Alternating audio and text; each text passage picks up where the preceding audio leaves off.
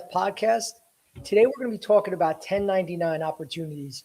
So it's for some of you younger guys out there that don't even know what that means. We're going to talk about that in this show, but it's an interesting way not only to break in, but even for some of you that have been in the industry a long time, to take some of these roles too, because they have tremendous upside. So before we get into that though, guys, as always, any questions, please submit them into the chat from this moment on, and then we'll address them about halfway through the show. If any of you guys want to see a copy of this podcast or any of our other material, please make sure you go on my YouTube channel, excuse me, Unfiltered Medical Sales Coaching, and subscribe. It's free, so you can get all our content, all our weekly podcasts, tons of great information on there, guys. So make sure you do that. And lastly, for all you guys that are looking to break into the industry, I say it every podcast, get to RepPath.com and sign up for the RepPath Academy.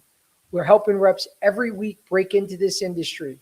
So for all you guys that are struggling, that you're not getting interviews, that you're getting interviews, but you're not getting offers, it's not AI that's kicking you out, guys. But if you find yourself making excuses, that means you're doing something wrong. All right. And you have to realize the competition is fierce, 300 to 500 applicants per opening. So you have to make sure you're doing whatever it takes to get ahead. And that's what we teach at the Academy. So reach out to us, send me a DM if you want more information. I'll give that to you, or you can go on RepPath.com and we take it from there. But other than that, James, I think we're all set, right, buddy? James fell asleep. That's all right.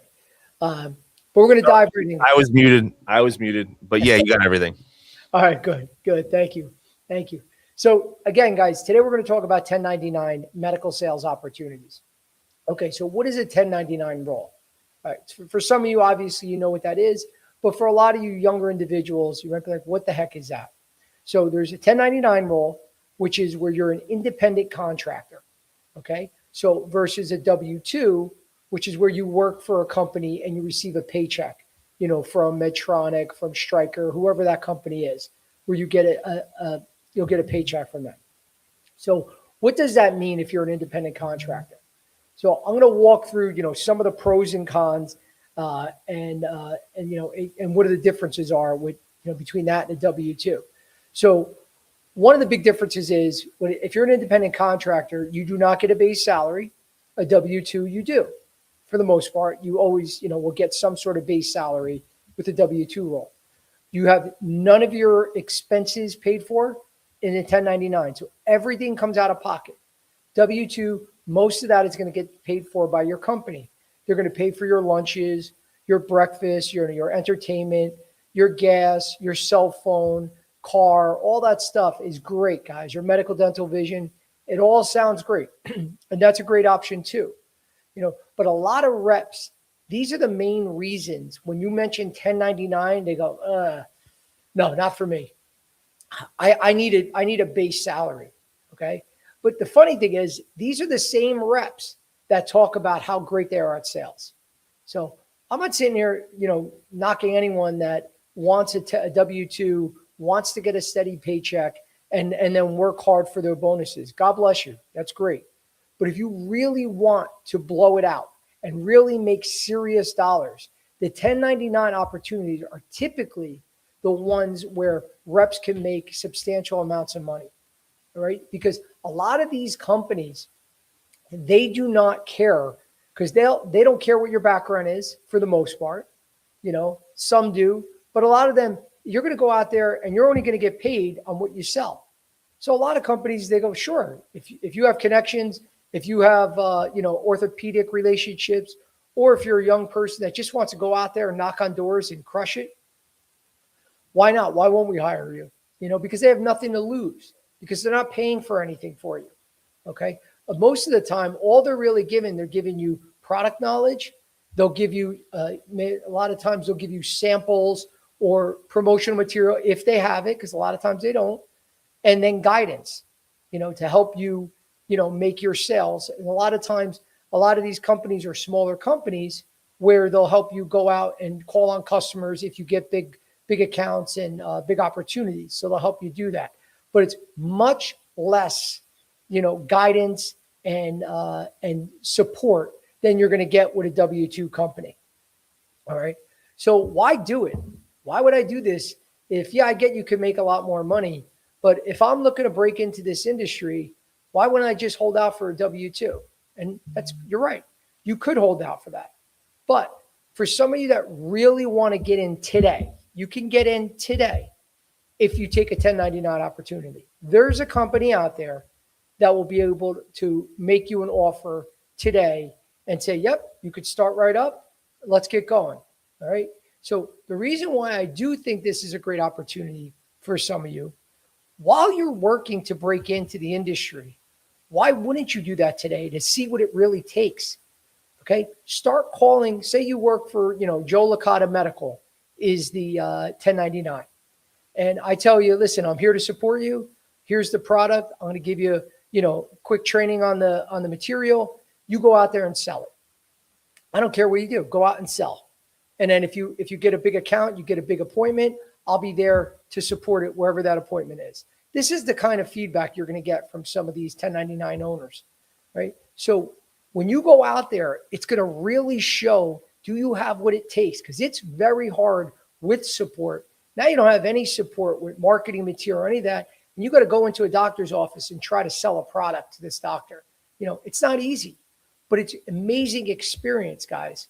So you could put that down that you're at Joe Licata Medical today and start to get that medical experience, because what's going to change maybe in 6 months, you could still be looking, but now these conversations change when you got that medical experience on your resume, where you have some sort of understanding what it's like to be in the field and have a conversation with the doctor. What some of the challenges are. Now you're also starting to build your network, where you didn't know one orthopedic surgeon. Now in 6 months, you might have a Rolodex of 50 that you have, some that you've developed some relationships. Maybe you made some sales, but at least you start to know the lay of the land. That is huge, guys. It's invaluable. So a lot of people might tell you, don't waste 1099s. They're bullshit. Don't listen to that. There's a lot of bullshit companies that are W-2 and everything else, but a lot of them, they can give you that experience and that exposure that is so important. Because during the interview process, where a lot of people fail, and it's not just having the experience on your resume. Of course, that's important, but it's having the experience in certain sales situations that they can't answer these questions. A lot of times, that's where people fail, where they don't know what it's really like to walk into a doctor's office and get the cold shoulder when no one's paying attention to you. And I got a great movie reference for you, James. Okay, this is a good one. Are you there? Let's go. Yeah, absolutely. Good Will Hunting. Okay. When he's in the park with him. Remember when Robert Williams is in the park with Matt Damon? Yeah. After he just tore him apart in their first, psych meeting, and talked about his wife, made fun of the painting that he had, all this, and he sits and then he tears him apart, and he's like, he goes, if I talked about war, he goes, you're gonna tell me about this war book that you read, or if I talked about living in an orphanage, you'll quote something from Oliver Twist. He's like, but you don't know what it's really like to be in battle and hold your dying friend in your arms. You don't know anything. You read about the Sistine Chapel, but you don't know what it smells like in there and what those colors look like in person. So he talks about, you don't have that real experience, to understand what's really important in life. You're only quoting what you read, or what you heard, and that's what you're going to see when you get this experience. People can talk all day long, guys, and you can call as many reps as you want to give you that feedback and their experiences. But until you're there, you don't really know. So that's why these opportunities are so powerful, because you're going to talk differently with some of your answers. You're going to give those insights that you're like, wow, yeah, only if you've been in sales with these doctors do you really know, some of these situations that you're going to be put in. What do you think, James? Good? I think that was fantastic. That was one of your best. If I had to Thank you. rank them, they might be top 3. Okay, thank you. Perfect. Thank you. Got the approval from James. That's the most important thing. Great movie. Great movie too. So But getting back to, why you should get in. Now, instead of that same company telling you, yeah, I'm sorry, you don't have any, I need some sales experience. Okay. Now you're back in 6 months. Now, not only do you have sales experience, but you have medical sales experience. So that objection is out the window. The hands-on experience, like we talked about, where now you have real accounts, where I do know about the doctors at Robert Wood. I do know, who's the chief of surgery at Atlantic, at Morristown Memorial or at Hackensack. I am friends with, here's a list of the contacts that I have in, neurology or whatever that is, in pain. So now it's a big differentiator from where you were 6 months ago, and again, it's an easy access to get in. So you're not going to have the same challenges like when you're going for a W-2 position. So that's going to make you're going to be such a stronger candidate in just 6 months than potentially waiting a long period of time. Because again, sometimes it's hard to break in. I mean, this is what we do at the Academy, at the RepPath Academy, is minimizing that time. Instead of waiting 10 months, we're averaging around 10 weeks to break reps in. So that's what we do, because we teach you the skills, but if we can get candidates, and those are with candidates with no sales experience coming from different industries, we work with everybody. But now if you give us someone that already has some 1099 medical sales experience, I mean, those are slam dunks, because they have that. They have some of the doctor relationships. They have the experience in the offices, surgery centers, or hospitals, and then they have that real hands-on experience, so they can talk the talk a little bit better than the average rep just coming in and just breaking into that industry. It also helps you network.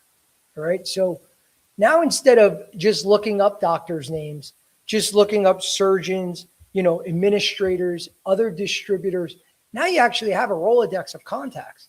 I mean, at the end of the day, guys, hospitals, I mean, W-2 companies, they're going to give you, a lot of times, if you're taking over a previous territory, they'll give you the training. They're going to give you the CRM to give you all the doctors that are currently using your product and who's not. Excuse me. And then even walk you into some of those offices to give you some soft leads. Excuse me. But at the end of the day, the way to really build those relationships is by calling on the doctors, by calling on the hospitals. That's how reps do it.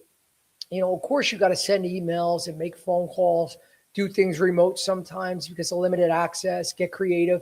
But at the end of the day, guys, relationships are built in person. Okay. You might make a sale here or there, but the majority of those strong relationships are with people seeing you in front of them, working with them, getting back to them, showing them that you're reliable and that you can be trusted. That's how the relationships are built. And you could do that quickly with a 1099 role. And then also for seasoned reps, why should they choose a 1099? And actually, a lot of seasoned reps do this, where you can work for multiple 1099s. You can work for multiple companies. There's no conflict of interest. Obviously, you want to make sure, because if you're selling similar products, that could be a problem. But you just make sure that there is no problem, that you're working for multiple companies. In 1099, most of the time they're not going to care unless it's a direct conflict with their product. But now you have multiple streams of income, and you could be calling on the same specialist. Where you'd be calling on pain specialists for, say, a device, and then there could be, say, a genetic test or whatever that could be. So now you get two incomes coming in, and now your income could really grow, but also you've developed those pain relationships over the years.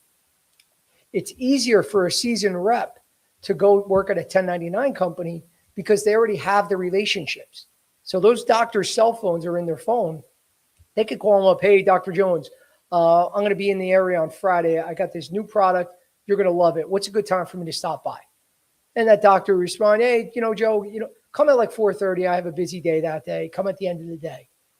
And they're able to do that. So they don't need the budgets, the lunches, the breakfast, all those things are, you're not forced to do that as much like a newer rep because they don't know who you are. Now they know who you are. So it's an easy way to make additional income, but a lot of people are afraid of that. A lot of people they want that guarantee, and I understand that, but a lot of you are walking away from great opportunities out there.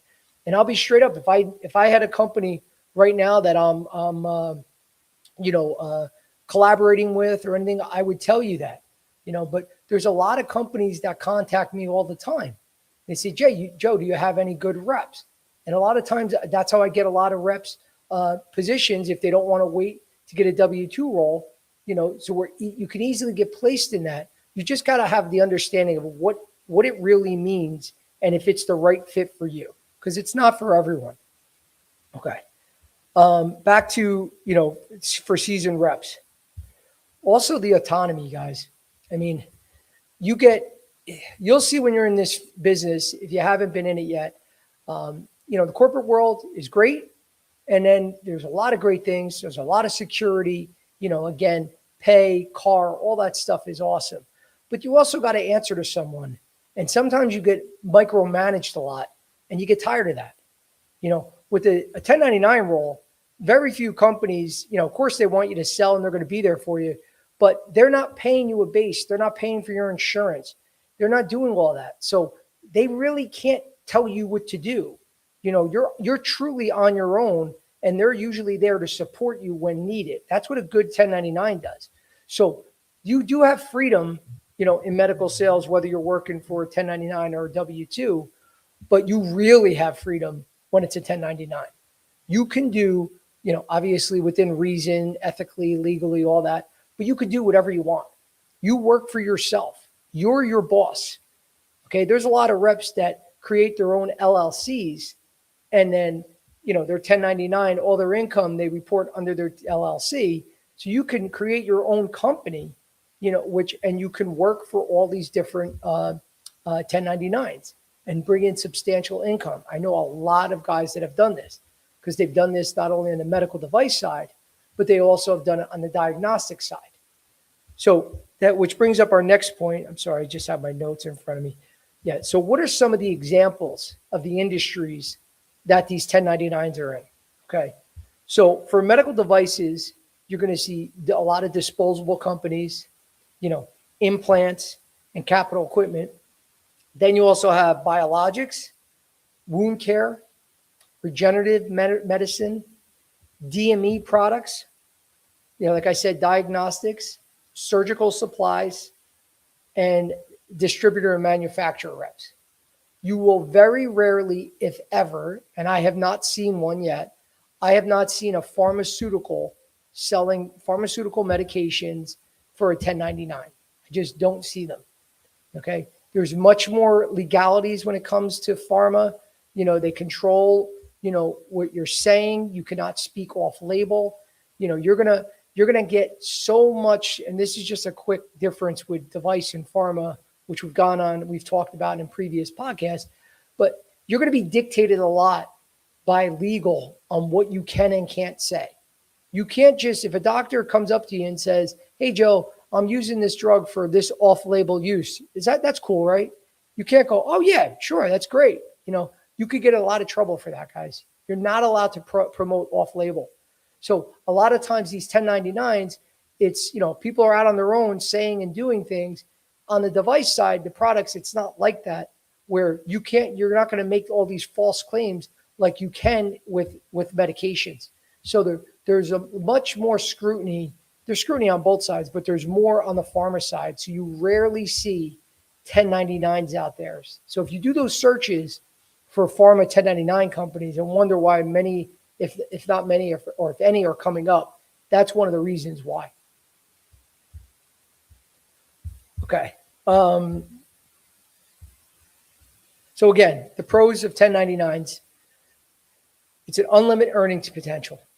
Okay. And I mean that, guys. There's individuals that, on the diagnostic side that I know are making a couple million a year, some surgical implant reps that they started working with distributors and really took off because, again, it's not as easy for an entry-level rep to make that kind of money right away. But as you build those relationships, there's no caps on the dollars that you can make.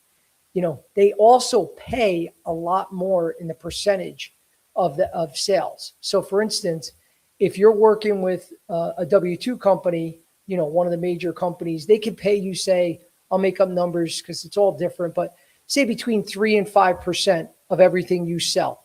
And that could be your commission, your monthly commission. So you can make a couple thousand. Some of the, more experienced, better reps make, 20, 30, 40,000 a month. They could do really well. But on the on the 1099 side, you could get 25, 30% of the sale. That could be your commission. So now you can sell one thing that's worth 10 times as much if you were working for a W-2 company. So that's a huge upside. It doesn't take as many sales when you're working for a 1099. But again, it's hard. It's not easy. So every time you park that car and it's $20 to park your car, it comes out of your pocket. You got to get gas, your pocket. Medical, dental, vision, your pocket. That shit adds up and it sucks. Your car payment sucks. But no one can tell you that you're capped on what you're going to make. They're not going to change the bonus plan. They're happy you're selling, everyone's making money. So it's a huge, huge difference from 1099 and W-2 when it comes to the amount of money you can make. Your schedule, again, you have a flexible schedule. It's your business. When you're a 1099, you're an independent contractor. It's your business. You do whatever you want. You want to play golf with your friends today and not go in? That's up to you. But no one's paying your base. There is no base salary. So a lot of those reps, when they're doing well and they're crushing their monthly sales and they want to get out for the day, God bless you, do it. But you're not getting paid unless you're selling something. So, but you're going to have that flexibility. You could go out and party with your friends, do whatever you want. You could party during the day if you wanted to. Again, it's up to you. So you're not going to get a manager saying, Joe, where are you? This is your own business. So you can do whatever you want. So that flexibility is amazing. Again, similar to the flexibility, it's that entrepreneurial freedom. It's not for everyone, guys. I know for me, I had an amazing career in the corporate world for years, but I love what I do now. I love owning my own business. I love being an entrepreneur. There's months that it sucks. And then there's months that it's the greatest decision I've ever made. But for me, it's the best route for me. But if you went back to me 25 years ago, almost when I started, 23, 24 years ago, I wasn't ready for that yet. But as time goes on, I built relationships and started to really learn the industry. I was ready to go and be an entrepreneur, but it's not for everyone right off the bat because there's those pros and cons of not getting that steady paycheck but also blowing it out. It's to each his own, whatever is more for your speed. Again, the skill development, it's going to help you get a faster skill development, and I'm not saying that you're going to do it faster training with the W-2 company and then training on your own.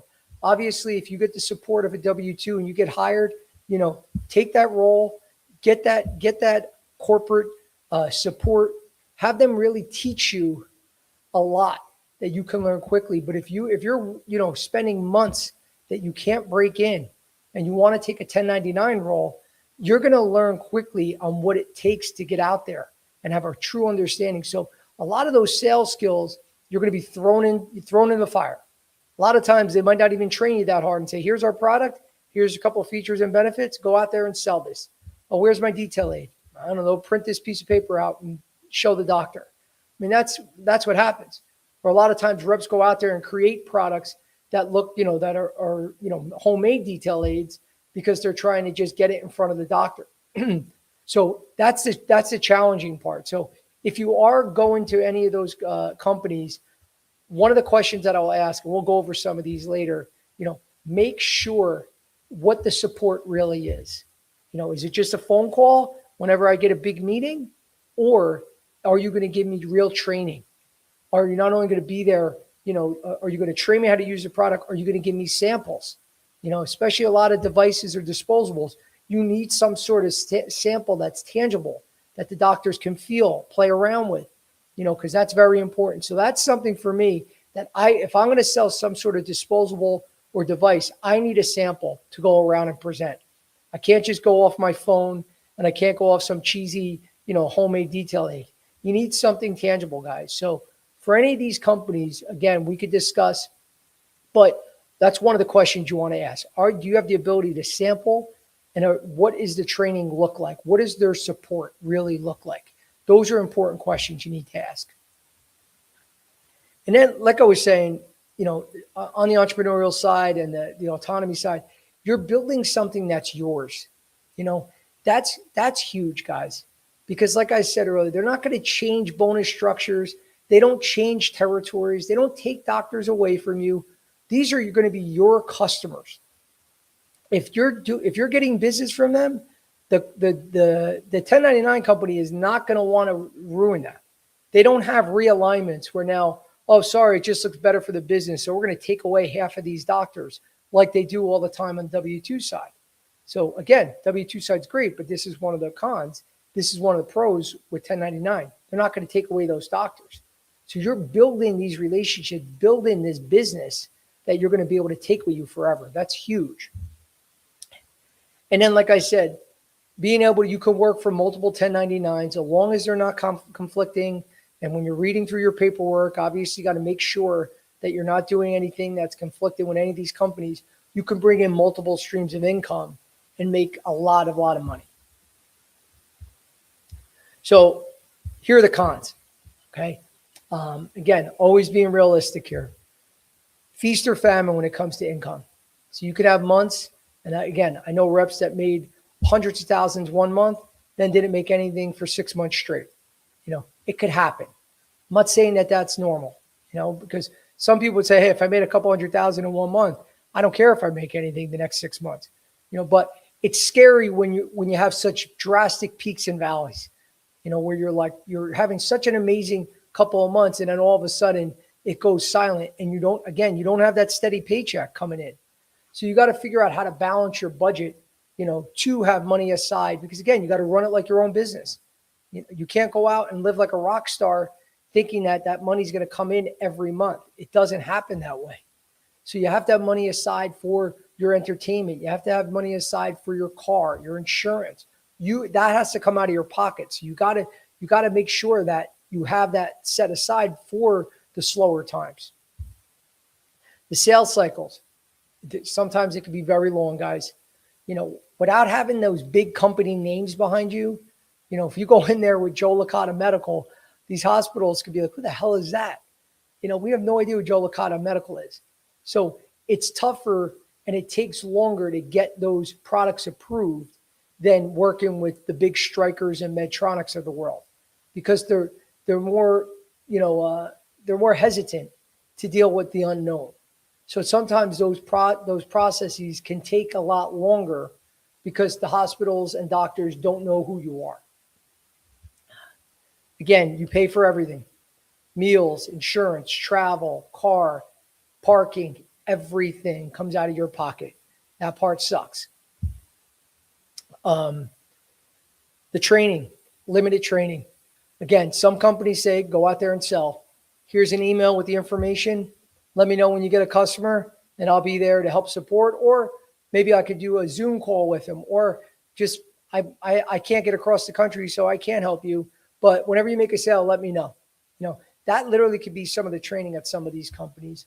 But for the most part, they know that if they don't invest some time with these reps, that you're not going to go out there and be motivated to sell. So most companies will spend some time with you to get you up to speed so you can really sell those products. So again, you're educating yourself. You're doing a lot of self-education, where this builds a lot of character, guys. So the reps that really show, the ones that say, I'm really hungry, I want this so bad, prove it to me by working with a 1099 company.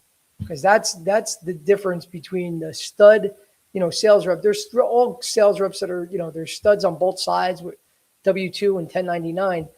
But those are the ones that if they can sell in a 1099 environment and do really well, I'm confident that they're going to be able to do that in W-2.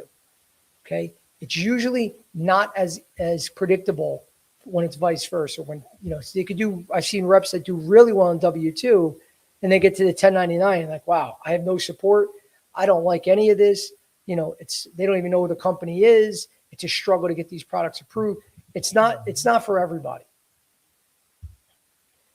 And then sometimes the contracts that you're dealing with aren't as strong because you don't have that support from the big companies that have contracts in place with multiple products throughout the hospital. And they're just better contracts, written better. They got much more financial support. They have the name. So their contracts are going to be in place maybe longer. And you could be working with weaker contracts with a small 1099 company that might not be there, a couple months from now. And all of a sudden you get no business at whatever account you were currently in. So that could be a challenge too. So again, who strives and who struggles in these environments, in this environment? So for 1099, the ones who strive are self-starters. They're comfortable with the uncertainty. They're strong communication, strong communicators and relationship builders. And they're financially disciplined and long-term thinkers. Because if you think you're going to work for a 1099 company and then have sales come in the first couple of weeks that you're working there, odds are it's not going to happen, guys. I hope it does for you. But you got to be patient. It's going to take time. But you got to be persistent too, because it gets frustrating. A couple of months in, you didn't make a sale, you want to quit. I get that feeling. But the ones that stick it out, and then, of course, depending on the product, but the ones that really stick it out and are in it for the long term can do really well. The ones that struggle are the ones that need that structure.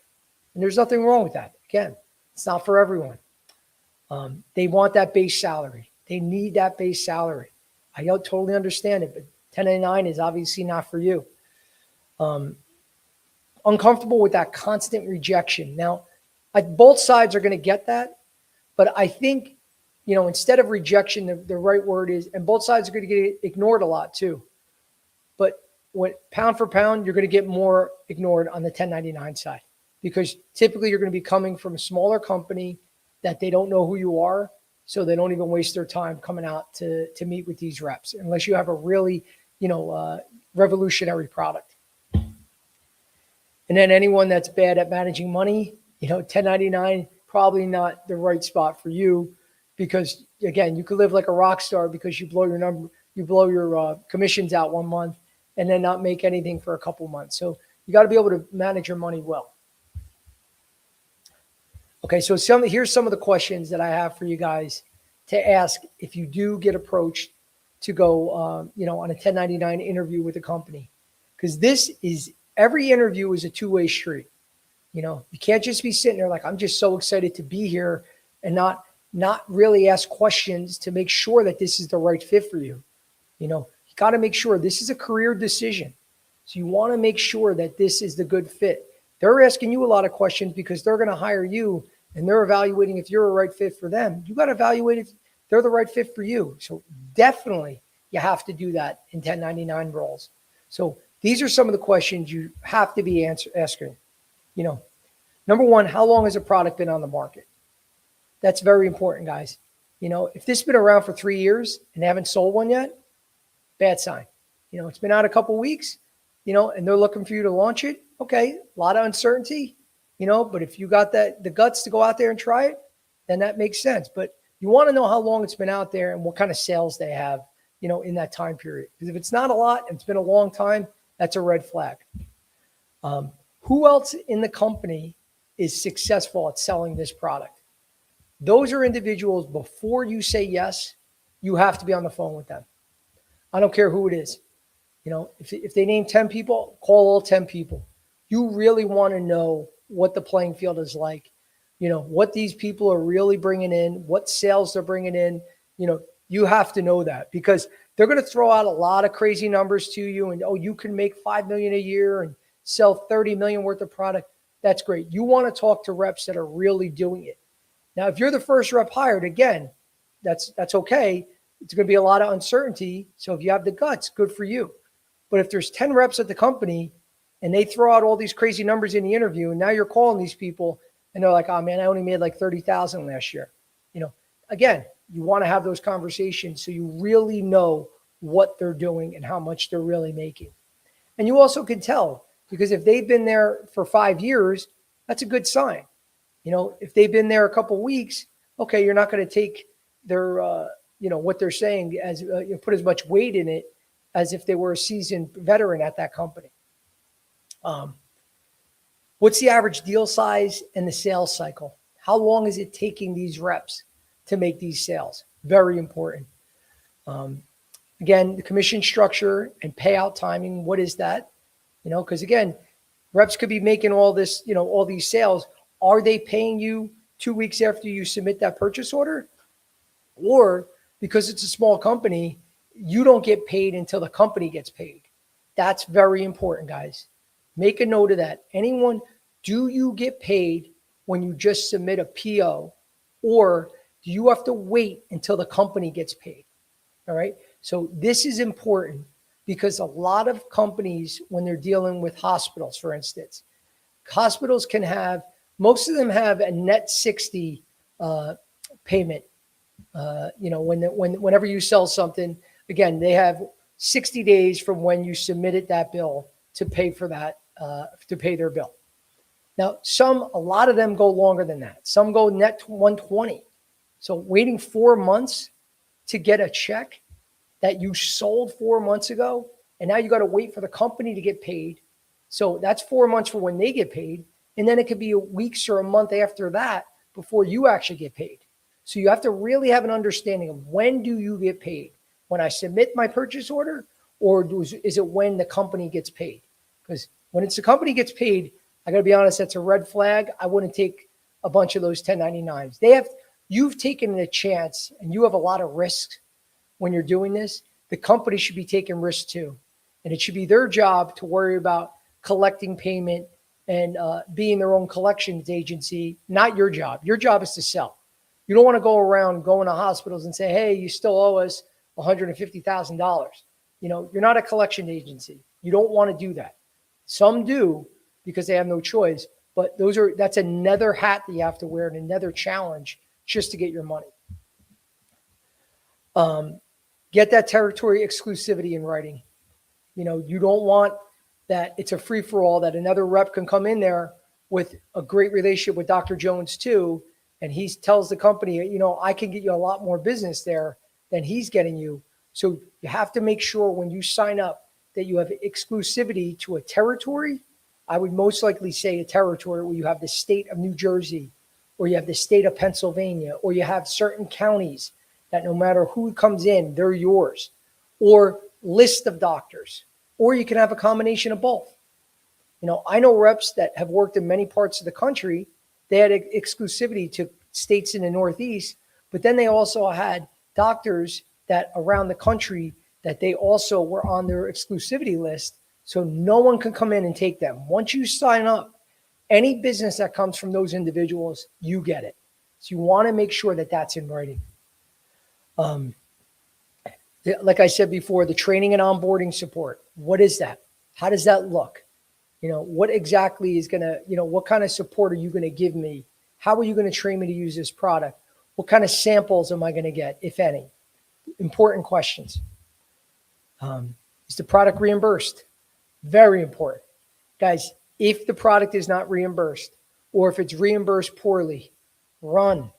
You're not going to sell it. If the product, again, a lot of you are going to have challenges where a lot of these startups or a lot of these 1099s may not be on hospital, the GPO for the hospital. So the doctors don't have access to it. That's a challenge. So you got to be prepared. Are you really willing to do that? Some might have that set up. So if they do, that's important. So find out about the coverage and the reimbursement and the access to the product. If it's there, everything looks good. That's a green light. If not, you may want to hold off, guys, and look at something else. And the last question is, what problem does this actually solve? Is this something that is really needed, or is just another Me Too, product out there? And those are great products to sell too. But if you're a young rep without relationships, selling a Me Too product takes that much longer. So if it's a revolutionary product, a real game changer, then you can make impacts quickly. But if it's another Me Too, it's going to be a lot longer to break in for those relationships and change those prescribing or surgical patterns that the doctors are used to using. So, but make sure you're finding out what problem does this actually solve. Okay, so I'm going to take a break, drink of water. James, do we have any questions? We do, Joe. We got a couple. Beautiful. A lot to say on this topic this week. I love it. Good. I love it. All right, let's see. What do we got? Joe, if I've never been in medical sales before, should I even consider 1099 role as an entry point? 100%. Just that simple. Like we said, it's an easy way to break in and get experience today. And when I mean today, right away, whatever their training process is, onboarding, all that stuff, but it can happen quickly. So why not, especially if all you're doing is searching for jobs right now, and if you're not in the RepPath Academy and you're going to waste time, then why not start one of these companies? But what I do suggest is you start with the RepPath Academy, will help you become a better candidate. And then at the same time, if you want to take one of these roles while we continue to help you break into a W-2 role, why not? You're only going to help yourself and make yourself a stronger candidate. You got to ask yourselves this, this to everybody that's looking to break in. What did I do today to become a stronger candidate? Because your competition is doing that every day. And if you're just sitting back waiting for things to happen, sending out resumes to more companies and be like, I applied to 50 jobs today. I don't know what's the matter. Did you do anything to be a better candidate today? And if the answer is no, then yes, this is the right opportunity. And definitely the first thing is joining the RepPath Academy. Make sure you're making yourself a better candidate every day. We got, if a company is offering both W-2 and 1099 options for the same role, what does that tell you? It tells you that it could happen. That's not common.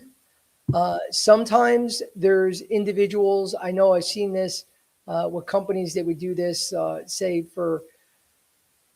they can do that where reps, they have a full-time job and know Dr. Jones, who's a big orthopedic surgeon, say, and they'll be like, hey, you know what, Joe, I could give you a lot of business from Dr. Jones, but I also have another 1099 role, or if they're working at W-2, whatever, they can have another job or another role where they can't come on full time. Sometimes companies can create a little outlier where they're just going to make you a W-2 employee. So you'll be a 1099 and you'll just get paid commissions. They won't pay your salary, your benefits and all that. So it could happen. It doesn't really tell you anything besides, sometimes that could be the reason why they offer, both. But for the most part, it's going to be rare. You're going to see a lot of companies that either offer W-2 salaried employees or 1099 independent contractors.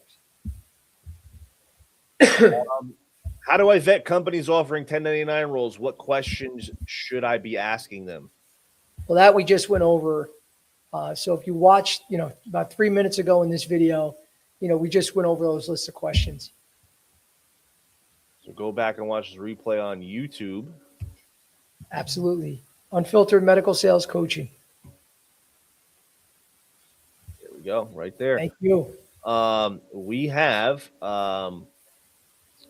does taking a 1099 role hurt your resume or credibility when applying for W-2 positions later? No, absolutely not. It's going to give you all those, as long as you're aware of the challenges, excuse me, if you're aware of the challenges and the uphill battle that you're going to have with paying for your own expenses, not getting the training, all that stuff, absolutely not. Because I know if I have someone that has shown success in a 1099 role, odds are they're going to do great in a W-2 role where we're going to give them all the support, all the material, and help them along the way. If they can do that on their own in a 1099 environment, I think that says a lot about the type of salesman that they are. So I think it can only help you. We got What percentage should someone set aside for taxes if they go the 1099 route? I mean, again, that's up to you. Depends on how you live. But you got to factor in, what are your bills are. If your car payment is 700 a month, all your car bills are over 1,000 a month. Your insurance is another 600-700. Your cell phone is another 300. Add all those things up, and make sure before you get into it, that this is what you have to make just to pay your bills. So set that money aside with a little bit of a buffer. If your bills are 4,000 a month, I'd make sure I have at least 5 or 6 set aside, so I have in my account, so I'm not draining money every month. So that'll be dependent on what your bills are, but you got to know what your bills are going into it, because again, it's all going to be coming out of your pocket. And I would, again, you want to save. It's up to you how much you want to spend on entertainment. I worked at companies where when I first started, it was unlimited budgets. And then as time went on, we had, like maybe only like 3,000 a quarter where we could spend on our entertainment. That's our breakfast and lunches with doctors. But I will tell you this, guys, anyone that ever owned their own business, it's going to change the way you look at and treat your territory.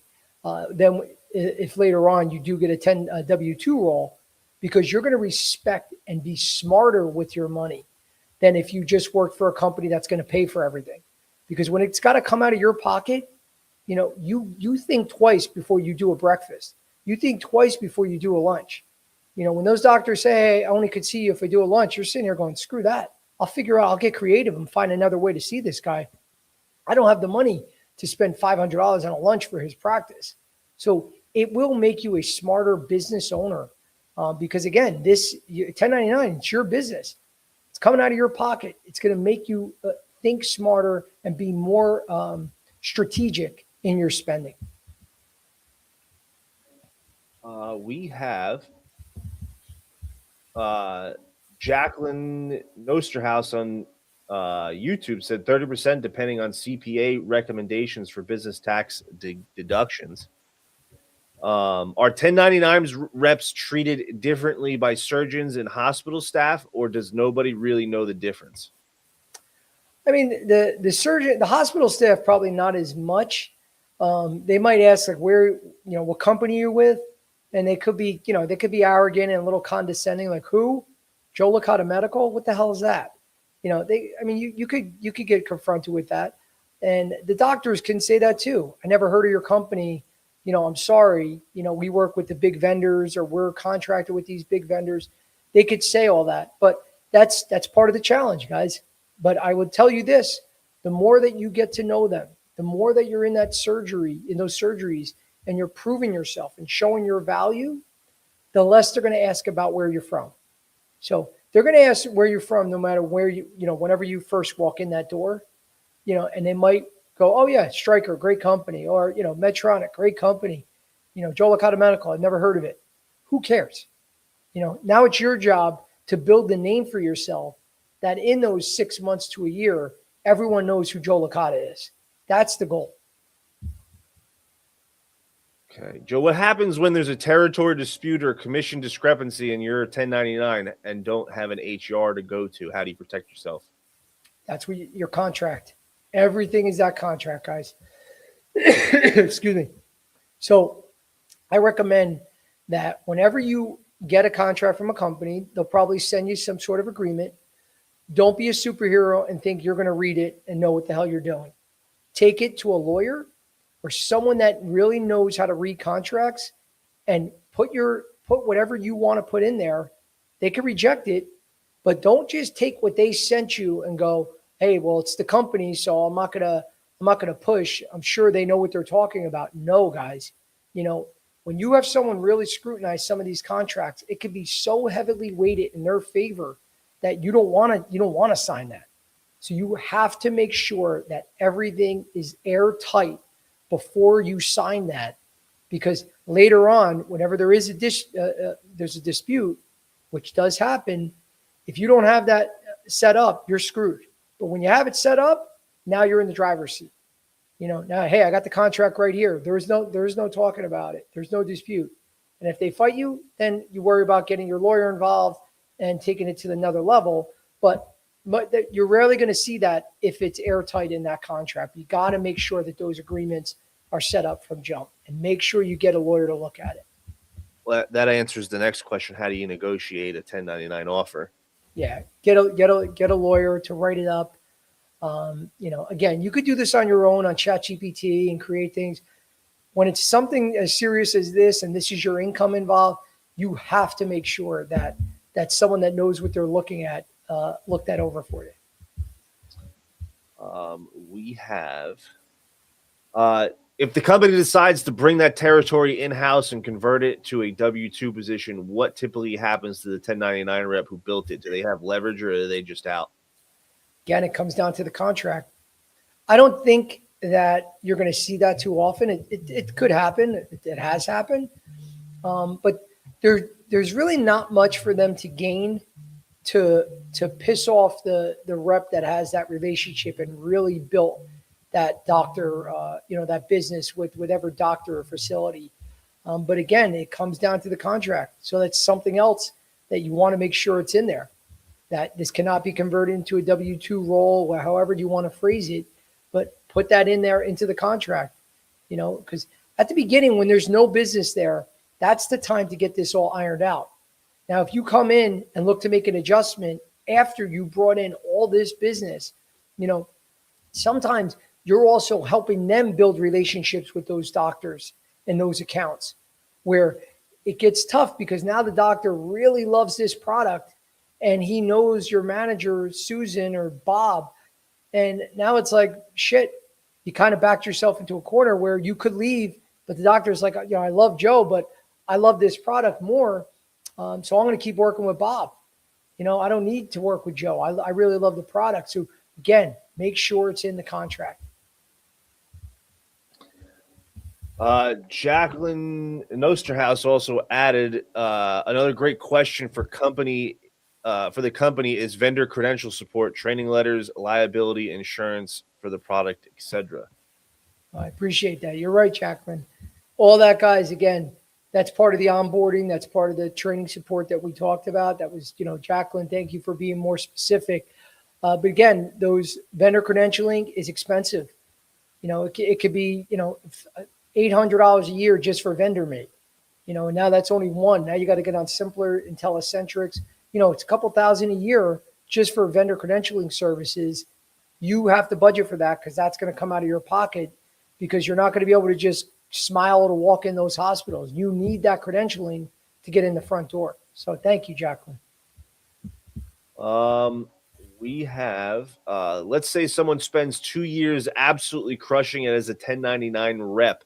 When they go to interview for a W-2 role at a major device company, how is that experience perceived? Is it valued the same or less, or does it actually stand out? Now, again, I think for me, it carries even more weight, because if you could do well in that environment with limited resources and training, then I'm confident if you're going to come to my company that's a W-2 and we have all the structure in place, I'm more confident that you're going to do well in this setting. Now, other managers can feel differently. I don't know why, but to me, I think it's more challenging, the 1099 route. So if they could do well there, I think odds are they're going to do well in W-2. I think it only helps you. I will say this one point, because I get this a lot. A lot of you that work for 1099s, when I get your resumes and you don't have a lot of results on there, you'll give me Joe, my company didn't track that stuff. They didn't track rankings. They didn't really give us a quota. This is the shit I hear. Guys, if they don't do it yourself. If you sold 2 products 1 month and then sold, 4 the next, you grew 100%. You want to put that in your resume. So don't make it the excuse because you work for a small 1099 that they don't track results. Get those results on your resume, because it's going to matter when you're trying to break into your next role. We have With inventory and samples, if you're a 1099 expected to carry your own inventory, what's the capital outlay look like? And what happens if that product gets updated or discontinued? It depends on the product. That's a very hard question to answer. It could be dollars, it could be hundreds of thousands of dollars. So it really depends on the product. But that, again, these are good questions when you're in the interview, when you're speaking to these companies to find out exactly, what the outlay will be on your part. Because I actually got approached by a couple of businesses that wanted to collaborate with me, and they hired me to consult.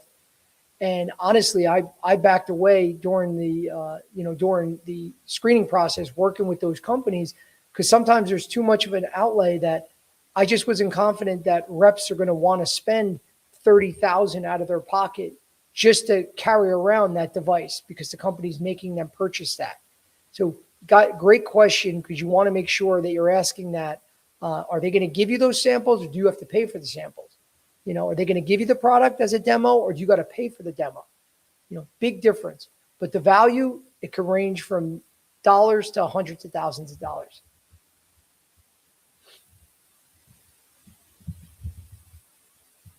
I don't know if you're going to be able to answer this because you're not an accountant, Joe, but you might, because you might have to do it yourself. At what income level does forming an S corp actually start saving you money as a 1099 rep?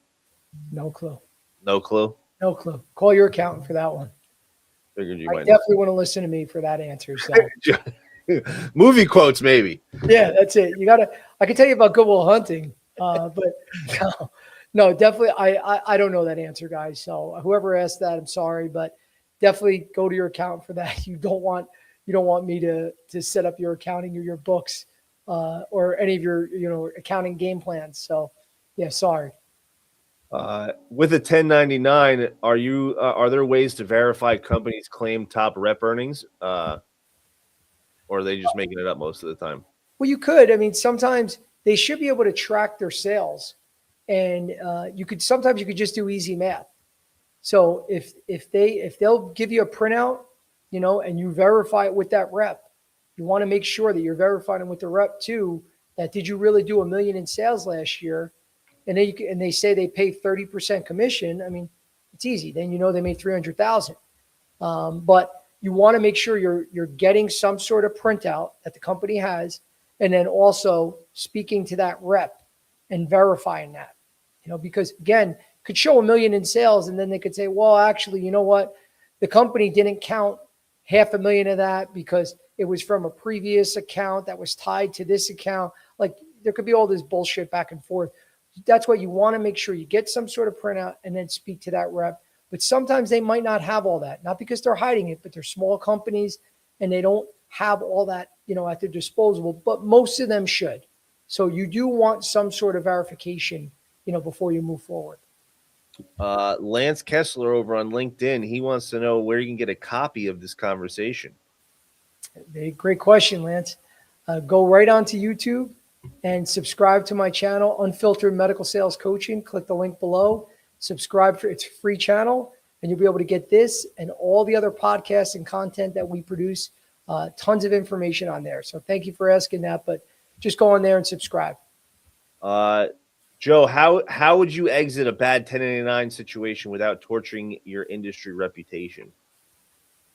Well, again, I mean, this is going to happen to you guys. It doesn't matter if it's 1099 or W-2. Always do the right thing. Don't leave a company, on bad terms. If it's up to you, you don't want to, even if they screwed you in pay, they screwed you in bonuses. It wasn't what they lived up to. You never know where the future holds, guys. So as much as you want to tell that employer off, you don't want to do that. Just, again, be humble and you don't want to, again, I know there's ugly situations out there, but if you can avoid it and avoid yourself saying or doing nasty stuff back to the person or talking negatively about them to doctors in the industry, you don't really want to do that. Doctors don't want to hear that shit, guys. You could simply say, hey, Dr. Jones, you care more about maintaining relationships and your character and how you're perceived in the industry. But you really care about maintaining those relationships with those physicians. So if they like using your product, but you're not getting paid, you'd simply say, hey, it's not working out here, but I'm going to be going to another company where I think I got a great solution for you. You want to make sure that you're not bashing the company, but also, and then forgetting about your contacts, because that's the most important thing. You want to make sure you maintain those relationships with those doctors. We have, I think, one last question for you, Joe. Awesome. Is there any truth to the fact that companies are trying to switch over to more 1099 roles? No, I mean, it's not like I think if you have the option, obviously it's cheaper. So you might see companies go that route because they don't have the resources to pay, for a W-2 employee. Because if you get a W-2 employee that say is making 70 base and another 30 commission, or the target comp is 100,000. When it's a W-2 employee, the target comp is really like 130 or 140 when you start adding in all those extra benefits. But now when you have a 1099, the target comp is 100,000. It's 100,000. That's so it's going to be cheaper for them, because even if the target comp isn't hit by that 1099 rep and it's only 10,000, they still got some revenue in, and it didn't really cost them much. They just had to pay the commission. Here they got to pay all those benefits, expense accounts, all that stuff, the car, phone. So it could be a lot more expensive. That could be the reason why they choose to go 1099 independent contractors. That's all I got for you today, Joe. Awesome. Guys, James, thank you for that. Those were great questions. So thank all of you for asking. And, I appreciate you guys joining and showing a lot of interest in this topic. I think it's something that people, should put a little bit more time in and look into, because there's some great opportunities out there. If you want to talk more specific, obviously you can reach out to me and we can discuss. But before we leave, guys, again, please make sure any of you that are looking to break in, go on the RepPath.com, learn more about the RepPath Academy, sign up today. Stop waiting. Stop thinking things are going to change. Now is the time to move forward. Don't think, oh, wait, I'll wait till after the new year because I got too much going on. Nonsense, guys. Start now. The quicker you start, the quicker you're going to get in, because I can tell you right now, after the new year, that's where everyone wants to get involved. Everyone's going to be signing up, and you're just going to be a couple weeks behind now. You could get ahead by starting today. So please go on there, check out those testimonials, check out the companies that we've worked with in the past. Again, guys, this is what we do. We do it well, and we're happy to work with you guys and help you break in. Lastly, real quick before you jump onto the next, I just wanted to bring up a little story that Joe told me beforehand. He was telling me about how awesome the community is, because the community members are helping each other. They're not just working with Joe themselves. They're going back and forth helping each other. It's pretty cool to hear that. Thank you. You're so right, James. I mean, when we have our calls, guys, again, you'll see when you get into the community, everyone is there to help each other. We're not competing against each other. We all want to break in. We all want to see each other do well. So if you're struggling with an interview question, or you have an interview coming up and you're like, what do I do? I'm nervous. Believe me, it's not going to just be me on the call coaching. The other members who have experience or are doing this because they just went on the same interview last week, they're there to help you. We just had a rep that last week on the call that just got a job and then told another rep about an opening in their territory that they had no idea about. So they would never know about this unless they were part of the community. So that's the real value, guys, with joining the RepPath Academy, is that access to the community, because everyone's here to help each other. But thank you for that reminder, James. Absolutely. Lastly, guys, for all you lobby members, please make sure you're typing in the promo code Licata, Licata. You see it right there in the left-hand corner. Just enter that when you reach out to me so you can get additional discounts. And other than that, guys, thank you so much. This is our last call for the week, but we'll be back again every Monday and Wednesday at 3 p.m. Eastern. So have a great weekend, guys, and I hope to see you then. Take care.